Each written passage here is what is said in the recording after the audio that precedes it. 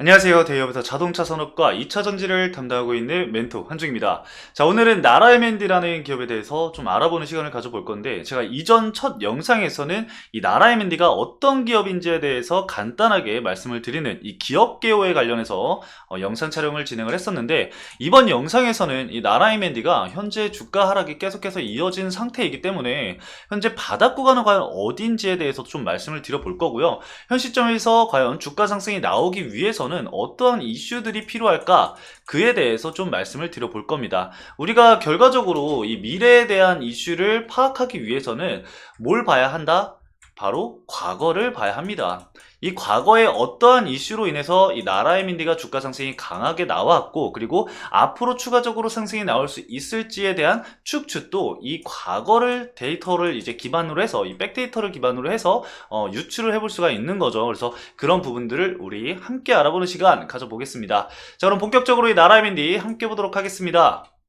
자, 먼저 간단하게 차트 먼저 좀 살펴보도록 할 건데요. 원래 이제 과거에는 주가 상승이 좀 강하게 나오는 시점에서는 241선을 좀 이탈하지 않는 선에서 추세를 꾸준히 이어왔었습니다. 자, 이렇게 체크를 했었는데, 이 241선을 돌파한 시점부터 과거에 241선을 이탈하지 않는 선까지는 우리가 추세적으로는 상승 추세다라고 말을 할 수가 있었는데, 이후에는 장기 이평선들을 하나씩 이탈을 하게 되면서 하락세를 계속해서 보여왔습니다. 그래서 1차적인 121선 이탈과 그리고 241선 이탈, 그리고 최종적으로는 481선을 이탈을 하게 되면서 현재는 장기평선이 역배열로 되어 있는 것을 확인을 할 수가 있습니다. 그래서 지금 계속해서 하방 추세를 이어가고 있는 상황이고, 저점도 점점 낮아지고 있는 상황인데, 과연 어느 시점에서 박스권을 형성을 하면서 이 바닥 구간을 좀 자리를 잡아갈지에 대해서 말씀을 드려보도록 할 겁니다. 자, 우선은 앞으로 나올 이슈들이라던가 현재 왜 제가 저평가라고 생각을 하는지에 대해서, 바닥 구간이다 라고 생각하는지에 대해서 말씀은 잠시 뒤에 들어보도록 할 거고요. 지금은 제가 과거에 어떤 이슈들이 있었는지에 대해서 간단하게나마 좀 말씀을 드려보도록 하겠습니다. 자, 어쨌든 우리 이 나라MND 주주분들은 다 알고 계실 거예요. 주가 상승이 과거에 어떻게 올라왔는지, 이런 부분들 여러분들 분명히 다들 알고 계시겠지만, 그래도 같이 한번 제가 말씀을 드리면서 이런 게 있었다 하고, 그 이후에는 이러이러한 이슈가 있어줘야 한다 라고 말씀을 드릴 거니까요, 복습한다 생각하시고 들어주시면 될 것 같아요. 근데 이제 나라MND 같은 경우는 크게 많은 것들을 얘기할 건 없어요. 왜냐? 바로 LG와의 이 관계 때문이죠. 처음에는, 과거에는 이제 LG화학이랑 이제 계속해서 이슈가 있었는데, LG화학에서 LG에너지솔루션이 이렇게 떼어져 나왔죠. LG에너지솔루션에 떼어져 나왔습니다.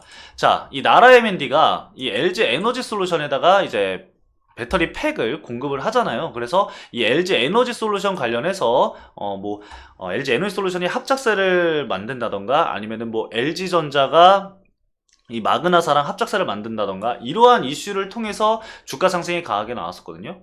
근데 제가 방금 전에 이 LG전자도 좀 말씀을 드렸는데, LG전자는 사실 2차전지와는 관계가 없잖아요. 근데 어떻게 이렇게 엮여있냐, 왜 말을 하느냐, 바로 이거는 지분을 좀 살펴보면 됩니다.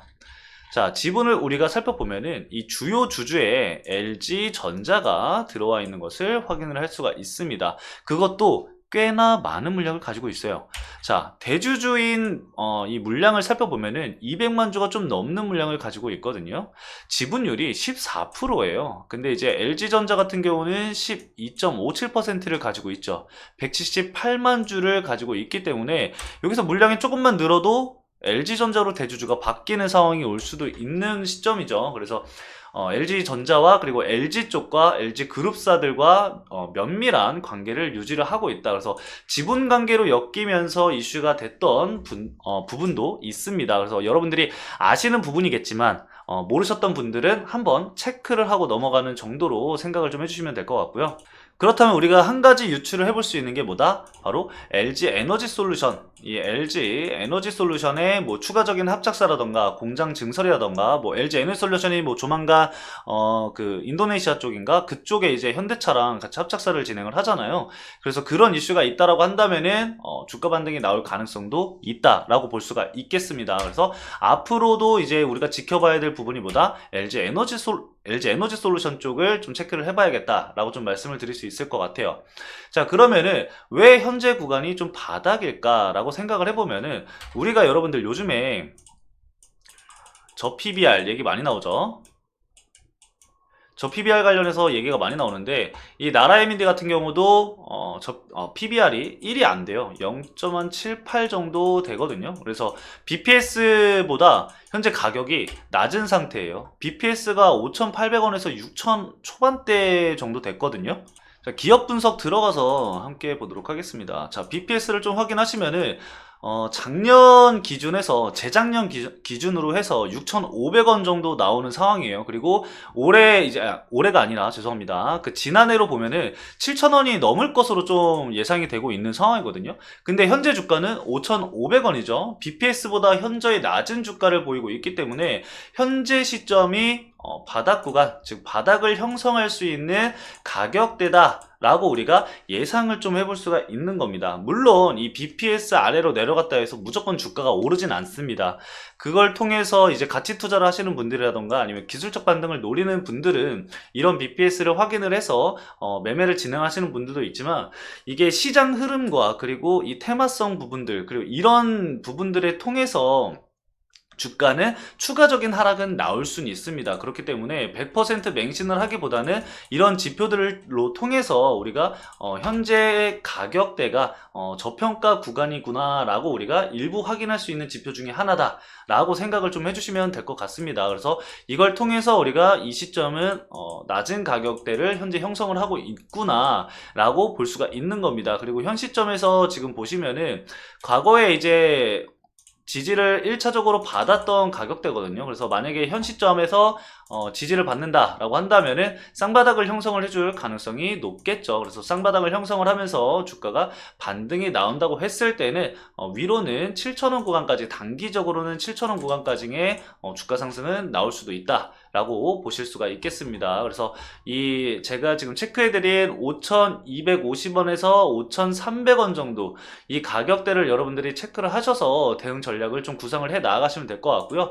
현재 가격대들도 과거에 저항을 받았었던 구간들입니다. 가격대입니다. 그리고 지지를 받았던 가격대의 구간이죠. 그래서 중요한 가격대다라고 말씀을 드릴 수가 있을 것 같습니다. 그래서 차트적인 부분으로도 그렇고 이 BPS를 확인했을 때도 그렇고 현 시점이 바닥 시점이다 라고 우리가 예상을 해볼 수가 있다. 하지만 이 시장 상황에 따라서 이 가격대는 깨질 수가 있기 때문에 이 가격대가 깨지게 되면은 심리적인 가격적인 이탈이 나오기 때문에 리스크적인 부분이 있다. 그래서 리스크 관리가 필요할 수 있는 시점이다 라고 생각을 해주시면 됩니다. 그래서 단기적으로 대응 전략을 구상을 하시는 분들은 이 가격대 정말 중요하니까요. 꼭 잊지 마시고 체크를 해 두시면서 대응 전략 가져가시면 좋을 것 같습니다.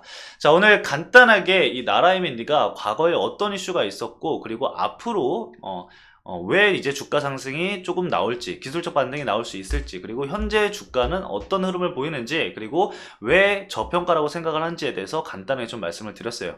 다음 시간에는 제가 이 나라 M&D에 대해서 조금 더 자세하게, 그리고 수급적인 부분들, 현재 이렇게 주가가 하락을 했지만 자금적인 이탈이 있었는지 없었는지에 대해서도 말씀을 드려볼 거니까요. 여러분들 저희 영상 따라와 주시면서 대응 전략을 좀 얻어가시길 바라겠고요. 그러기 위해서는 여러분들이 저희 채널 구독 한 번씩 부탁드리고요. 영상도 좋아요 한 번씩 부탁드리도록 하겠습니다.